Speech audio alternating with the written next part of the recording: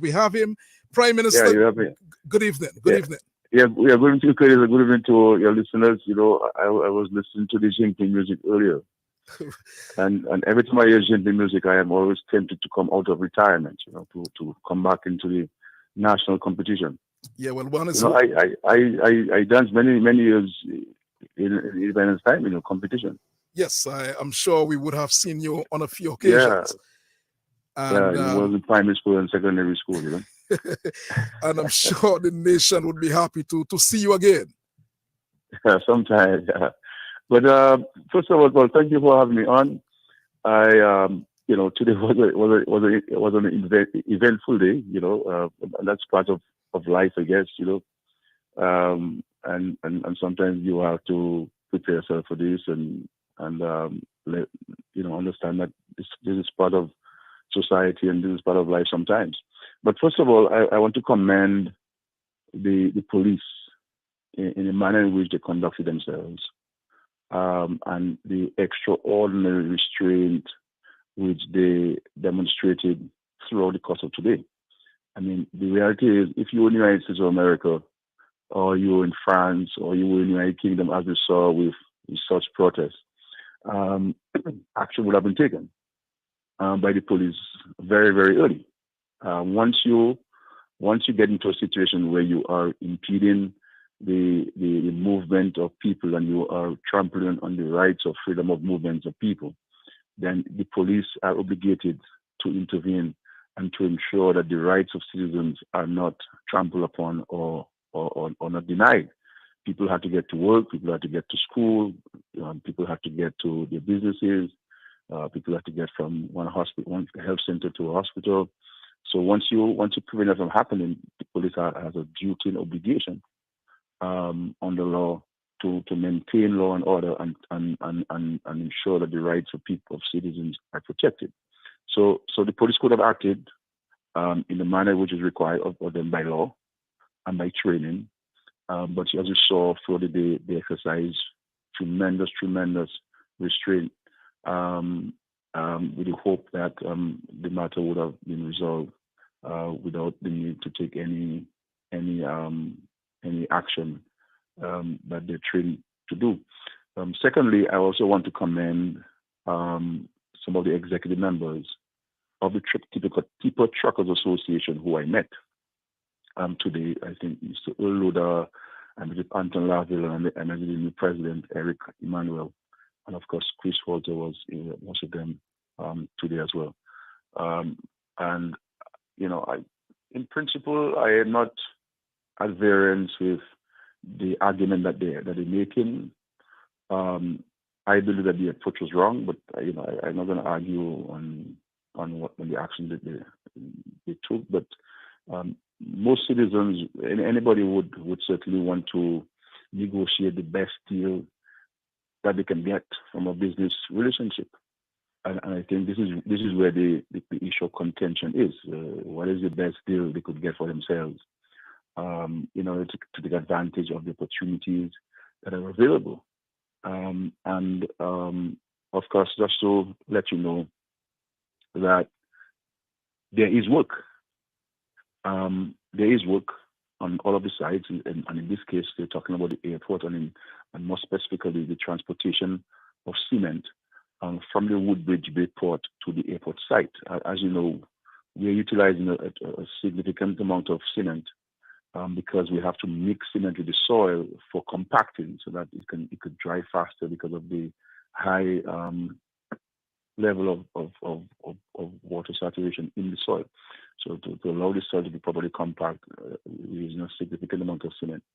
And so the cement has to be transported from Woodbridge Bay to the airport site. Now, as I understand it, the contractors offered the tipo truckers $48 and I believe 52 cents a ton, right? The tipo truckers countered with $75 per ton, and the Chinese made a further offer of $60 per ton. And when I met with the Tipo Truckers Association executive today, they had gone up to $90 a ton. Okay. And I said to them, well, look, in negotiations, you always have a give and take. So what is the lowest you would accept per ton, so that you can make the profit that you're looking at? And they indicated that they would get to $85 a ton, minimum. So they will not go below $85 a ton. And I think so. The general understanding was anything between 85 and 90 would be reasonable for them, and it would be able to cover the cost and allow them to make something at the end of the day with regards to the service that they're providing on the airport site. Just to say before I continue, we have truckers who are working on all of the government sites, the marina. Even the guy who I saw at the demonstration today, he's working on the marina in Portsmouth. The guys working on the cable car, the guys working on the geothermal project, the road projects, they're working work there. All of the transportation of construction materials from the suppliers to the housing sites across Dominica were transported by local truckers. They may not necessarily be members of the Tipper Truckers Association, and we have to make a distinction, because there are people who own trucks in Dominica and who are not members of the Tipper Truckers Association. So we have to understand that the Tipper Truckers Association is not representing everybody in Dominica who owns a truck or who owns trucks. So we have to have a distinction. I believe today what happened today was a genuine move or decision on the part of the Tipper Truckers executive, but it was hijacked by certain the elements. You saw it. So even after I met with the association members, there was an agreement between ourselves. The agreement was that, look, and truth be told, I understand the arguments that the Tipper Truckers were making in respect to the rates that they're requesting, because when you break down the $90 or $85 per ton, if a small truck, you're already talking about just over $500 per trip from Woodbridge Bay to the airport site. If a big truck, and not many people have big trucks outside of loader, what they call Boeing, and maybe Anton Lavelle and a couple others. Not many people have big trucks that can really transport several bags of cement at one time. These are huge jumbo bags of cement. And so with the big trucks, you're talking about they'll make about $1,800 per trip. And the reality is, from my perspective, I find that to be reasonable. But the challenge you had prior to this was that, obviously, when we seek advice on rates, we seek advice from the Ministry of Public Works on rates. And the quantity surveyor then had said that the rates that the contractors on the airport were offering were reasonable rates. As a matter of fact, he had indicated both for the transportation of tarish and the transport of cement, that what the contractors on the airport site were offering were higher than the going national rates. You understand what I'm saying? But the Tipper Truckers still felt that the rates would not meet the demand. The reality is, most of these guys have older trucks, and if you're going to be transporting these things and making several trips back and forth, you're going to have a lot of challenges with older trucks. So even when many of them were transporting tarish from Anzime to the airport site or otherwise, there's a lot of breaking down of trucks, because after a couple of trips, these trucks will have difficulty in continuing. But the reality is, there is work. The only issue is the contention. There is what is the best rate, or what is the rate that the Tipper Truckers Association members would accept.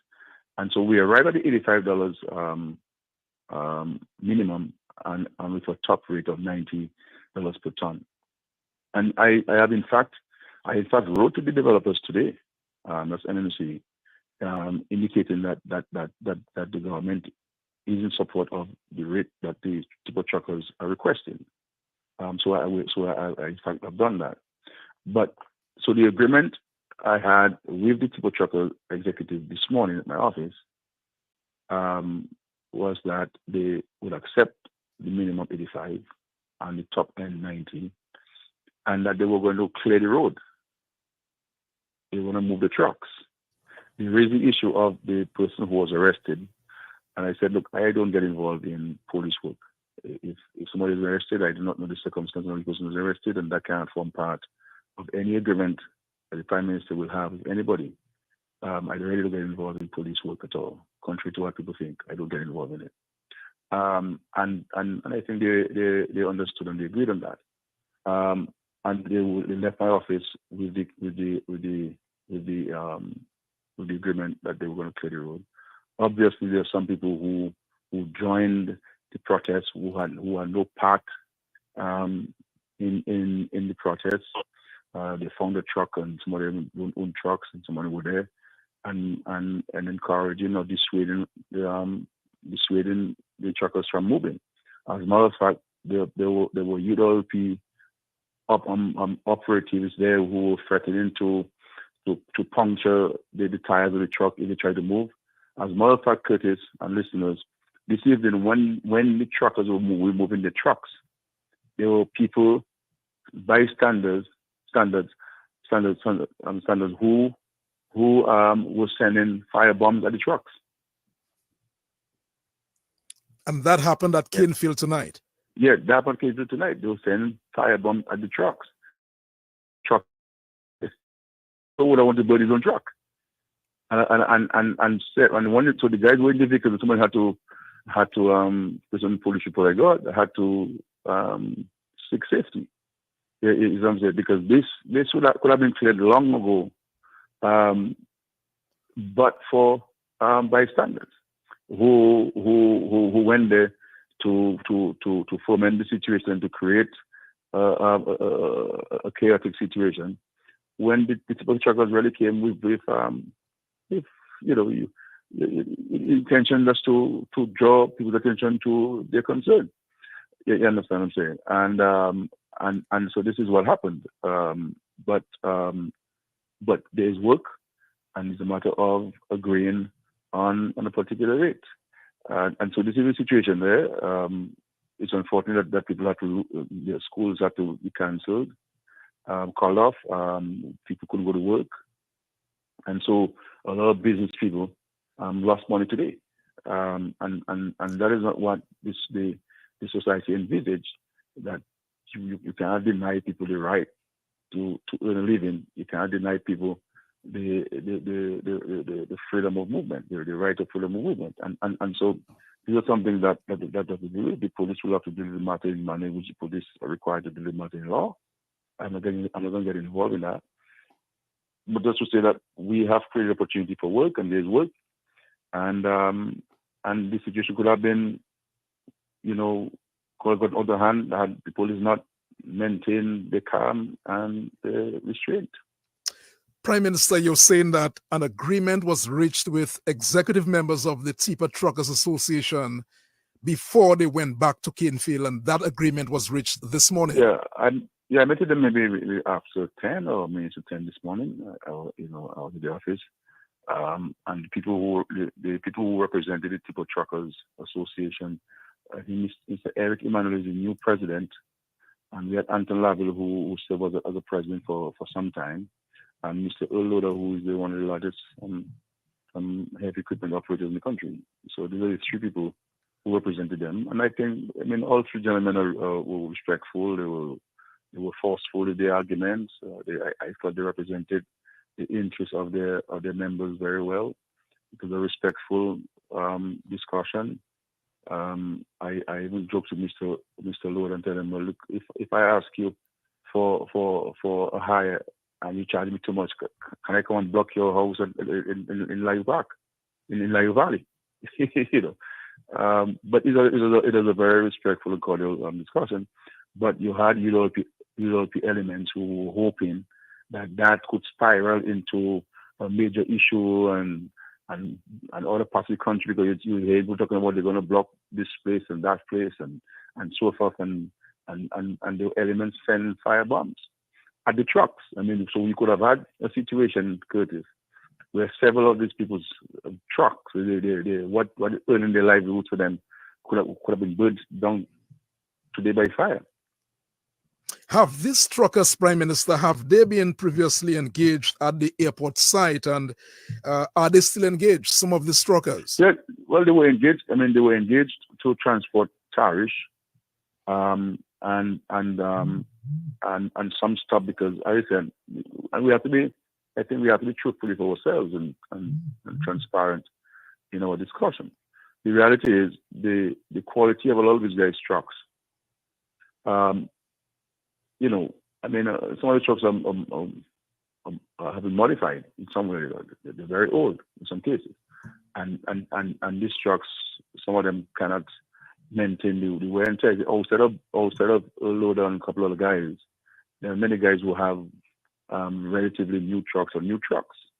Yeah, and I believe that this is where something I believe that we need to work with them and to see what kind of special policy, like maybe what we do for the tourist boat, for the tourist operators, the taxi operators, special consideration for the boats and for the farmers, and to see whether we can have a special policy for these heavy equipment operators with truckers, so they can buy newer trucks or new trucks, so that they can be more roadworthy and give the owners a longer lifespan to make money and to be able to pilot trade better.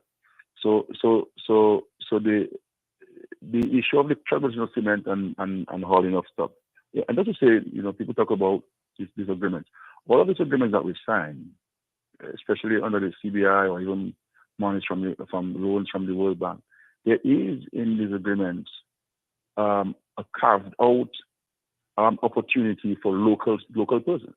This is why at the airport now, right, you have 503 workers, 243 are Dominicans, working full time on the site, directly on the site, on the airport site. So we do have in these agreements a special clause that makes it mandatory that there be local engagement. Okay, even on the World Bank projects, that local content must be part of these agreements. Now, sometimes at the end of the day, because it comes down now to negotiations. I said to the contract, to the super truckers, I said to many people, I'm not the one who has to get involved in negotiating or what your rates are or what the guy pays you. If I pay you more than market rate or below market rate or actual market rate, that is between yourself and himself. But if there is an impact, as has happened before, when they had issues, for example, with Mr. Gadakan on East Coast Road, I intervened. You understand? And we got them to have a part on the East Coast Road, and I've intervened many times before.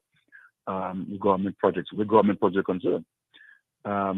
So we've intervened if there's an impact. If there is no difficulty, men work and men have relationships. But if there's a breakdown, you understand, I intervene. But I was not aware that there was a breakdown in negotiations until a few days ago. And then I heard of this thing today. And so I've intervened and I said to the guys and I said to the public, and I'm being very sincere about this. When I listen to the math and I know that when you go down to what is the cost of an actual trip for the small trucks, and I think what they try to do, they explained to me, the super truckers, in respect to the rates, is that they try to see how best they can fit in the small trucks, because a 5-ton truck, I mean, if it can hold 2 jumbo bags, you can hold that's plenty. You understand? So they were trying to see how they can ensure that the small trucks, the 5-ton trucks, 5-ton, 6-ton trucks can be part of this, because this is so all of these trucks that the Chinese brought down for the airport project are brand new trucks, and if you look at these trucks today, you'll believe that these trucks are 25 years old. They're working, and so you really need to have a very good roadworthy trucks to really sustain themselves on this hauling of material. Did the truckers, Prime Minister, did they previously agree on a rate? as mine. Well, I believe what happened was that the Chinese offered to them of 48.52. They made a counter offer of 75, and I believe that there was I believe that from what I've been told, the people truckers have moved away from the negotiating table. Okay, they came back, and of course, Mr. Samuel Johnson, who is the CEO of the International Airport Development Company, was in touch with them. I've been trying to assist as well. As a matter of fact, they had a scheduled meeting for tomorrow with Mr. Samuel Johnson to further discuss their new offer, because there was a letter which they sent to Mr. Johnson, I believe, where they were making the counter offer. Okay, and the meeting was supposed to be held tomorrow with Mr. Johnson, as far as I'm told. Okay, so they back on the discussion table, and so when they came back, it went from $48.50 to $60. Okay, and subsequent to that $60 offer from the Chinese contractor on the airport, the turbo truckers indicated to me that they're now asking for $90. $90. And I said to them, look, if you're gonna go move from 75 to 90, literally overnight, how do you explain the extra $15? And this have to explain to me, and I understand what you're saying, because you have to pay a driver, the wear and tear on the vehicle, the diesel, and of course somebody wants to make a little profit to be able to pay for the mortgage and to buy food and to pay the bills and so on. So there's some, in my view, there's some reasonableness in terms of the figure they're asking for, especially when you break it down to what it will be by way of an actual trip, what will be the cost of an actual trip. So from Woodbridge Bay to Westfield at $5.7 for a small trip, I'm a businessman, I'm a trucker, but just from a common sense layman's standpoint, it sounds to be reasonable to me. Do you think the time may have come for new rates for the hauling of material, block, sand, and things like that? I think so. Not only for hauling the material, but the sale of goods and services in Dominica generally, because sometimes you get the impression that people take up a price for you, depending on who you are, and almost like they have different numbers in the bag, and they put their hand in the bag and pull it out. I mean, for example, now, gone are the days when people used to charge you per trip for blocks. Now you're paying a truck per block. So we are just about to restart, to not to restart, but there's some people who made some commitments for houses in Canada territory and elsewhere, and so we're about to purchase a significant number of concrete blocks, and to transport one block from Corley Ho to the Canada territory, we've been charged $1.50 a block. You understand? So imagine if we were to buy 50,000 blocks at one time and having to transport at $1.50, you do the math. You understand? It's a significant amount. But going days when I'm going to charge $300 or $400 for the hire. But so I think that there has to be the transport board and others who are mandated in law to deal with these rates and so forth. Need to, and I think it's something that we may have to raise the private sector as well. Generally, I believe that there has to be greater transparency in terms of rates. To me, these rates should be publicized and available, even with regards to the sale of agricultural produce. Everybody is saying, okay, give me $10 for my tomatoes a pound, or give me $15. And then you are in the same market, you have 5 or 6 people selling the same tomatoes at different prices. And I think that there has to be greater transparency. Back in the days, the Ministry of Agriculture, Ministry of Trade would publish, what agricultural products should be sold at. But we move away from this thing, and I understand it's a free market. I understand there's a phenomenon called demand and supply, and I understand all these things, and I understand that the cost of items of farm inputs, or even spare parts in the case of truckers and so on have increased, and it's not all these things. But all of these things could be factored into the price or the cost of the service, and have this in publicized. So if I'm trying to transport a load of tariff or a load of sand aggregate from Corleo to Vegas, I will know, well, it's $250 or $300. But guys be charging because I'm the prime minister, they may charge me $500. Same thing if you go to the market sometimes. Guys, you just see a white person in a foreigner, they may charge you more than you do charge a local Dominican. And I think there has to be some discussion. How do we go about addressing so that you don't have, every time you don't have this issue, that this risk, this is what you're going to be paying.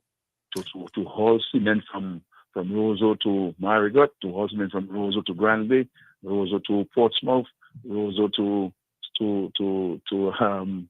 St. Joe, these are the rates. And of course, those communities that fall in between or in close proximity, as we do for petroleum products. When the cooking gas in Portsmouth is this price, in Vegas is that price, in Penville is this price.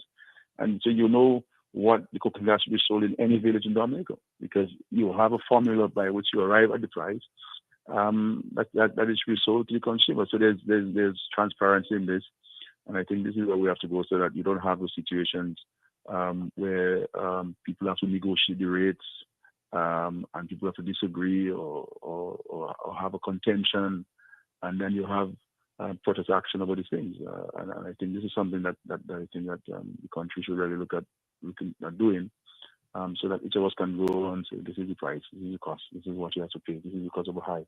So if we've moved, we've moved, and there's been no announcement that we've moved from transporting blocks from higher to per block, or even cement. You charge $2 or depending on where you're going to per bag of cement. You understand? So fertilizer, they charge you per bag to transport fertilizer these days. So how do we go about charging for these things so that there's more transparency and less confusion, less disagreement, and less contention, and everybody's happy? This is my rate, my brother. I'm prepared to pay for it. Let's go.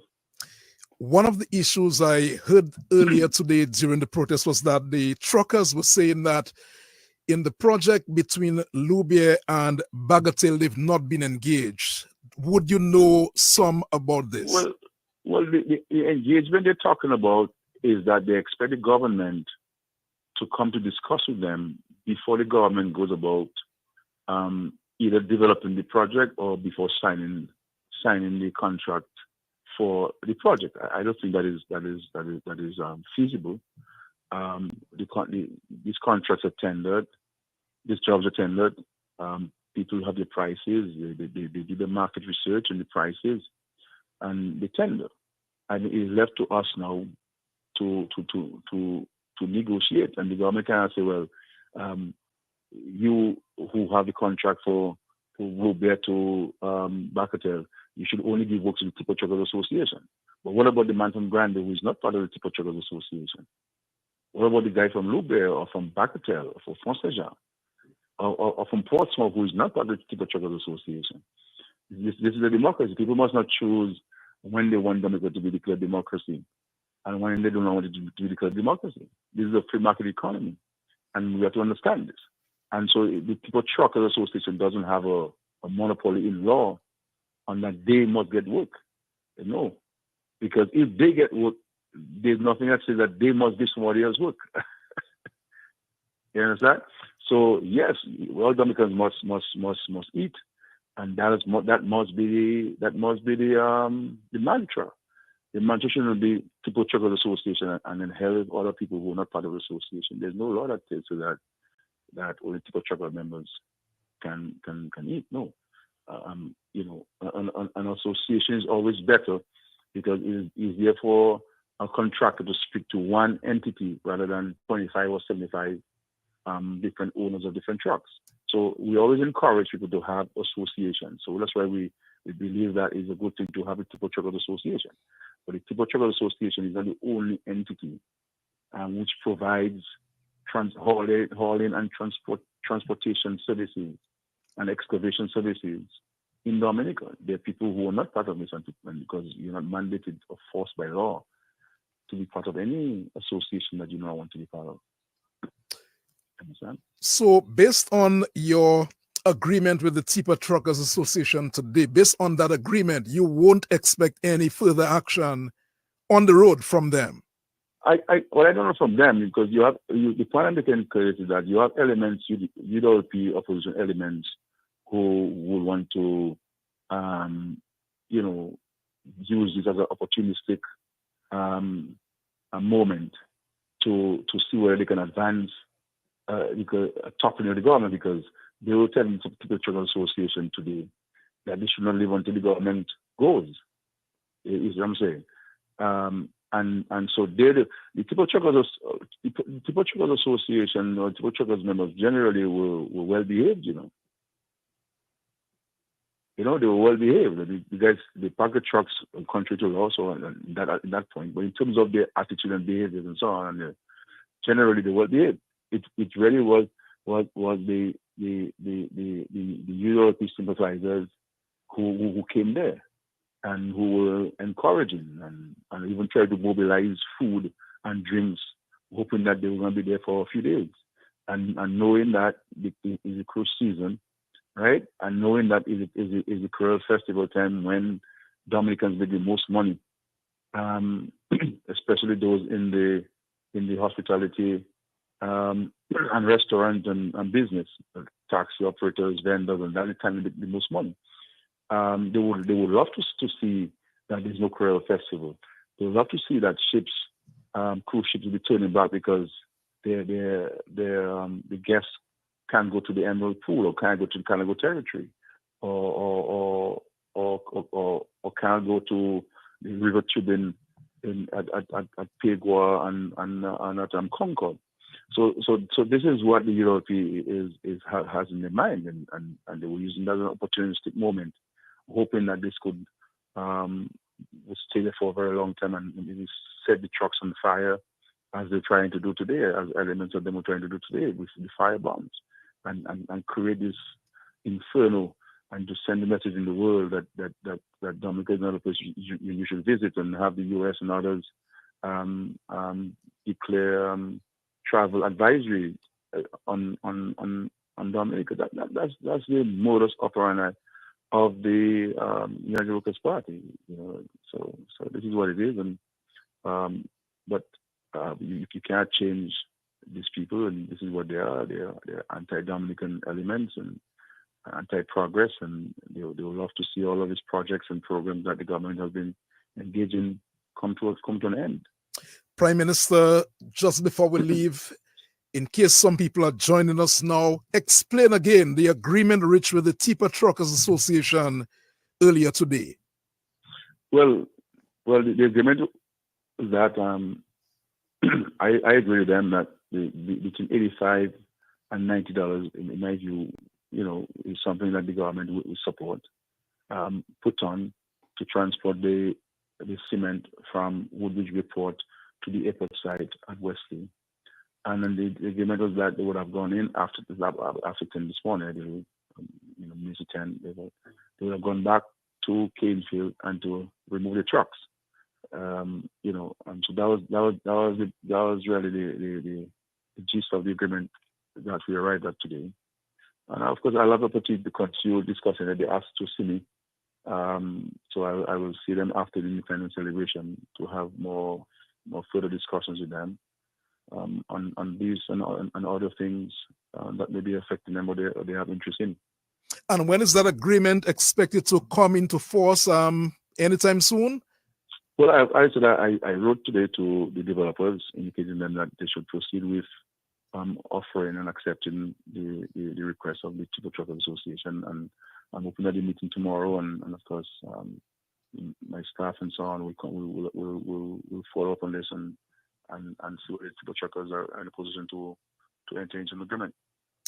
It is 7 minutes after 9 o'clock. We're about to come to an end of this